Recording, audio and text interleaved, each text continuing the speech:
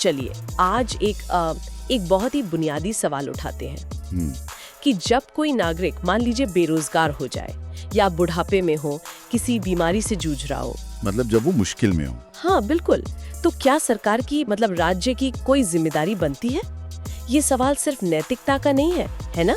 ये हमारे संविधान की बुनियाद से जुड़ा है। बिल्कुल, और इसी सवाल का जवाब हमें भारतीय संविधान के अनुच्छेद 41 में मिलता है। आज हम इसी की गहराई में उतरने वाले हैं। अच्छा, देखेंगे कि ये अनुच्छेद कागज पर क्या वादा करता है, फिर अदालतें इस वादे में कैसे जान फूंकती हैं, और सबसे जरूरी जमीन पर इसकी हकीकत क्या है। और इस पूरी पड़ताल के लिए हमारे पास 3 बहुत ही मजबूत स्रोत हैं। एक तो जाहिर है खुद संविधान का अनुच्छेद 41 है। हाँ। दूसरा सुप्रीम कोर्ट का एक हालिया फैसला जो इस अनुच्छेद को एक बिल्कुल नए नजरिए से देखता है। और तीसरा, जो शायद सबसे चौंकाने वाला है, वो है भारत के नियंत्रक और महालेखा परीक्षक यानी CAG की एक रिपोर्ट। CAG मतलब सरकार की अपनी ऑडिटर संस्था। सही कहा, जिसका काम ही ये पता लगाना है कि जनता का पैसा सही तरीके से खर्च हो रहा है या नहीं। तो जब ये कुछ कहते हैं तो सुनना बहुत बहुत जरूरी हो जाता है। तो चलिए इस सफर पर निकलते हैं, संविधान के ऊंचे आदर्शों से लेकर सरकारी दफ्तरों की असलियत तक। तो शुरू करते हैं उस वादे से। अनुच्छेद 41 कहता है कि राज्य अपनी आर्थिक क्षमता और विकास की सीमाओं के भीतर काम पाने, शिक्षा पाने और बेरोजगारी, बुढ़ापे, बीमारी और विकलांगता जैसी स्थितियों में सार्वजनिक सहायता पाने के अधिकार को पक्का करने के लिए असरदार इंतजाम करेगा। ये भाषा सुनने में बहुत बड़ी और आदर्शवादी लगती है ना? काम पाने का अधिकार, सार्वजनिक सहायता, ये तो बहुत बड़े वादे हैं। क्या कोई भी सरकार सच में इनकी गारंटी दे सकती है? आपका सवाल बिल्कुल सही है, और शायद इसीलिए इस संविधान बनाने वालों ने इसमें बहुत सोच समझकर एक शर्त जोड़ी थी। कौन सी शर्त? अपनी आर्थिक क्षमता की सीमाओं के भीतर वो जानते थे कि ये वादे रातों रात पूरे नहीं हो सकते। ये एक मंजिल थी, कोई फौरी आदेश नहीं। वो एक हकीकत को मानकर चल रहे थे कि सरकार की तिजोरी में पैसा असीमित नहीं होता। मतलब ये एक तरह का दिशा निर्देश है, कोई सख्त कानून नहीं। बिल्कुल। तभी तो इसे राज्य के नीति निर्देशक सिद्धांतों में रखा गया है, मौलिक अधिकारों में नहीं। मतलब आप इसे लागू करवाने के लिए सीधे कोर्ट नहीं जा सकते। सही है? एकदम सही। लेकिन इसे सिर्फ एक नेक इरादा समझकर खारिज भी नहीं कर सकते।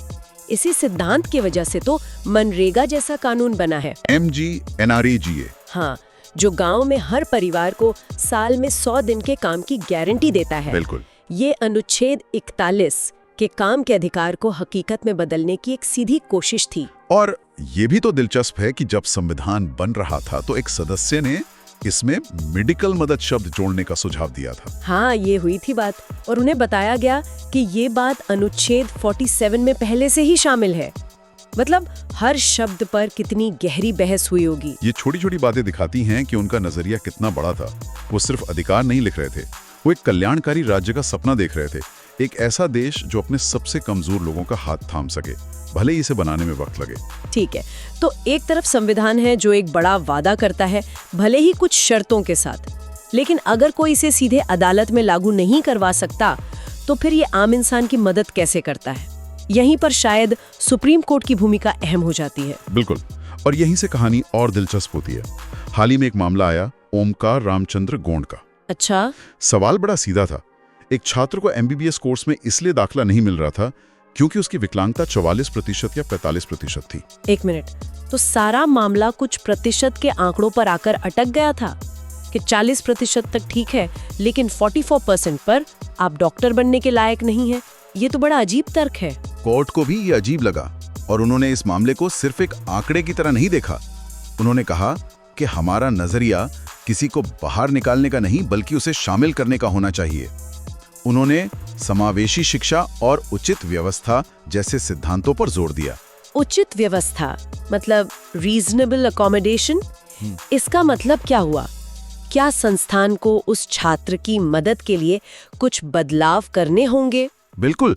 कोर्ट का कहना था कि अधिकारियों का काम ये नहीं है कि वो नियम बताकर किसी को अयोग्य ठहरा दें। उनका काम है ये देखना है कि उस छात्र को कोर्स पूरा करने में कैसे मदद की जा सकती है। जैसे कि क्या उसे कोई खास उपकरण दिया जा सकता है? क्या उसके लिए बैठने की व्यवस्था अलग हो सकती है? विकलांगता आकलन बोर्ड को सिर्फ प्रतिशत बताकर पल्ला नहीं झाड़ना चाहिए। उन्हें ये देखना होगा कि क्या विकलांगता सच में उस व्यक्ति को डॉक्टर बनने से रोक रही है। वाह, ये तो पूरा नजरिया ही बदल देता है। मतलब फोकस विकलांगता पर नहीं बल्कि व्यक्ति की काबिलियत पर है। और अपनी बात को और मजबूत करने के लिए कोर्ट ने कुछ असाधारण लोगों के उदाहरण दिए। उन्होंने भरतनाट्यम नृत्यांगना सुधा चंद्रन का जिक्र किया। ओह हाँ, जिन्होंने एक पैर खोने के बाद भी नृत्य करना जारी रखा। बिल्कुल। उन्होंने अरुणिमा सिन्हा का जिक्र किया, जो एक पैर न होने के बावजूद माउंट एवरेस्ट पर चढ़ गईं। और उद्यमी श्रीकांत बोल्ला का भी। हाँ, जो देख नहीं सकते लेकिन उन्होंने करोड़ों की कंपनी खड़ी कर दी। सही। मतलब कोर्ट सिर्फ कानून की सूखी धाराओं पर बात नहीं कर रहा, वो असल जिंदगी की मिसालें दे रहा है। वो कह रहा है कि देखो इन लोगों ने क्या कर दिखाया है और आप 1% के पीछे पड़े हैं। ये तो अनुच्छेद 41 को एक नई जिंदगी देने जैसा है। एकदम सही। अदालत ने अनुच्छेद 41 को एक मार्गदर्शक प्रकाश की तरह इस्तेमाल किया।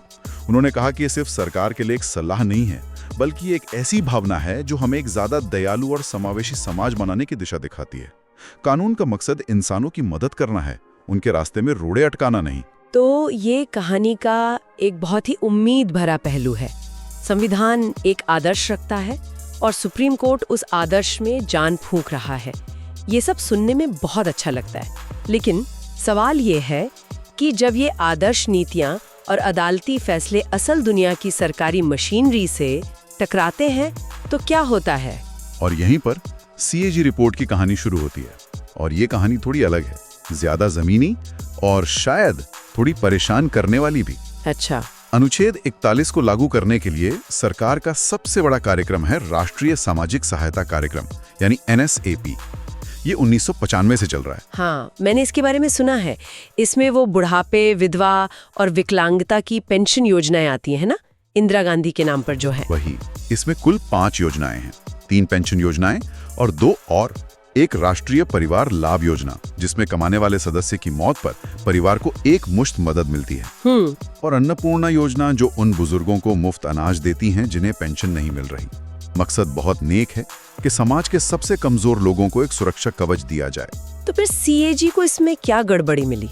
रिपोर्ट एक एक करके कई परतों को खोलती है। चलिए सबसे पहले वित्तीय गड़बड़ियों से शुरू करते हैं। ठीक है। रिपोर्ट बताती है कि 6 राज्यों में इस कार्यक्रम के लिए आए करीब 57.45 करोड़ रुपए किसी और योजना में इस्तेमाल कर लिए गए। क्या मतलब जिस पैसे से किसी बुजुर्ग की पेंशन आनी थी, उससे शायद सड़क बन गई या कोई और काम हो गया? इसका कोई उदाहरण है क्या? हाँ, जैसे राजस्थान में परिवार लाभ योजना के 7 करोड़ रुपए से ज्यादा एक बीमा योजना में लगा दिए गए। अरे! और ये सिर्फ पैसे को कहीं और लगाने की बात नहीं है। 8 राज्यों में तो करीब 18.78 करोड़ रुपए 1 से 5 साल तक बैंक में यूं ही पड़े रहे, उनका कोई इस्तेमाल ही नहीं हुआ। ये तो बहुत अजीब है। एक तरफ लोग मदद के लिए इंतजार कर रहे हैं और दूसरी तरफ पैसा बैंक में पड़ा है। ये तो सरासर लापरवाही है। ये तो सिर्फ शुरुआत है। अब आते हैं लागू करने की कमियों पर। रिपोर्ट में पाया गया कि 21,000 से ज्यादा ऐसे लोगों को विकलांगता पेंशन के तौर पर 15 करोड़ रुपए दे दिए गए, जिनकी विकलांगता या तो 80% से कम थी, जो कि इस पेंशन के लिए जरूरी है, या फिर उनके विकलांग होने का कोई पक्का सबूत ही नहीं था। मतलब पैसा गलत लोगों तक पहुंच रहा है। और इसका दूसरा पहलू भी होगा कि सही लोगों तक नहीं पहुंच रहा या कम पहुंच रहा है। बिल्कुल। और वो आंकड़ा और भी ज्यादा चौंकाने वाला है।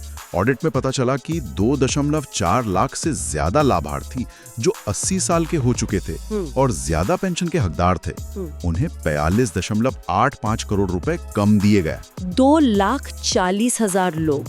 जरा सोचिए, 80 साल की उम्र में एक व्यक्ति के लिए महीने के कुछ 100 रुपए भी कितनी बड़ी बात होगी। दवा का खर्चा, खाने पीने का सामान, और सिस्टम उन्हें उनका पूरा हक भी नहीं दे पा रहा है। यही इस रिपोर्ट का सबसे दुखद पहलू है। ये सिर्फ आंकड़े नहीं हैं, ये लोगों की जिंदगियां हैं। और समस्याएं सिर्फ पैसों के लेन देन में नहीं है, बल्कि योजना के डिजाइन में ही है। मतलब? क्या आपको पता है कि पूरे देश में सिर्फ 11 राज्य ही हैं जो हर महीने पेंशन देते हैं? सिर्फ 11? तो बाकी क्या करते हैं? बाकी राज्य 3 महीने में, 6 महीने में या कुछ तो साल में एक बार पेंशन देते हैं। जरा उस विधवा या विकलांग व्यक्ति की हालत सोचिए, जिसे अपनी छोटी सी पेंशन के लिए महीनों इंतजार करना पड़ता है। वो अपना गुजारा कैसे करते होंगे? और अगर लोगों को योजना के बारे में पता ही ना हो तो? आपने बिल्कुल सही नस पकड़ी है। 21 राज्यों में तो इन योजनाओं के बारे में जागरूकता फैलाने के लिए कोई अभियान ही नहीं चलाया गया। कमाल है। और सबसे बुनियादी चीज, लाभार्थियों की पहचान। कई राज्यों में जिस बीपीएल यानी गरीबी रेखा से नीचे की सूची के आधार पर लोगों को चुनना था, वो या तो थी नहीं या 10-15 साल पुरानी थी। अगर आपकी लिस्ट ही गलत है तो आप सही लोगों तक मदद पहुंचा ही नहीं सकती। ये तो ऐसा है कि आप अंधेरे में तीर चला रहे हैं। संक्षेप में कहें तो सीएजी रिपोर्ट यही बताती है कि संवैधानिक वादे और जमीनी हकीकत के बीच एक बहुत गहरी खाई है, और ये किसी एक अफसर की गलती नहीं है। ये एक सिस्टम की नाकामी है। बिल्कुल, योजना बनाने के स्तर पर, पैसे के मैनेजमेंट के स्तर पर और निगरानी के स्तर पर। तो आज हमने ये पूरा सफर देखा। एक तरफ अनुच्छेद 41 का एक महान वादा है, दूसरी तरफ सुप्रीम कोर्ट जो उस वादे को जिंदा रखने के लिए पूरी कोशिश कर रहा है, उसे एक मानवीय चेहरा दे रहा है, और फिर तीसरी तरफ सीएजी की रिपोर्ट जो हमें आईना दिखाती है कि असलियत में क्या हो रहा है। हाँ, जहां सिस्टम में छेद ही छेद है और पैसा या तो गलत जगह जा रहा है या जा ही नहीं रहा। बिल्कुल। चुनौती दूरदर्शिता की कमी की नहीं है। अनुच्छेद 41 और सुप्रीम कोर्ट का फैसला हमें रास्ता दिखाते हैं। चुनौती उस रास्ते पर चलने की है, यानी उसे लागू करने की। अदालत कहती है कि नियमों से ज्यादा इंसान पर ध्यान दो, और सीएजी रिपोर्ट उन सारे गड्ढों को दिखाती है जिन्हें भरे बिना हम आगे बढ़ ही नहीं सकते। तो आखिर में श्रोताओं को एक सवाल के साथ छोड़ते हैं। अनुच्छेद 41 कहता है कि राज्य अपनी आर्थिक क्षमता के हिसाब से मदद करेगा, लेकिन सीएजी रिपोर्ट को देखकर लगता है कि समस्या सिर्फ पैसे की कमी की नहीं है। सही बात है। बल्कि जो पैसा है उसे सही तरीके से इस्तेमाल करने की नीयत और काबिलियत की है। तो आखिर में सवाल ये नहीं है कि संविधान में क्या लिखा है, बल्कि ये है कि जिस अधिकारी को पेंशन की फाइल आगे बढ़ानी है, उसके लिए उस लिखे हुए शब्द का कोई मतलब है भी या नहीं। संविधान की आत्मा दिल्ली की अदालतों में तो जिंदा है, पर क्या वो जिले के किसी छोटे से दफ्तर की मेज तक पहुंच पाती है?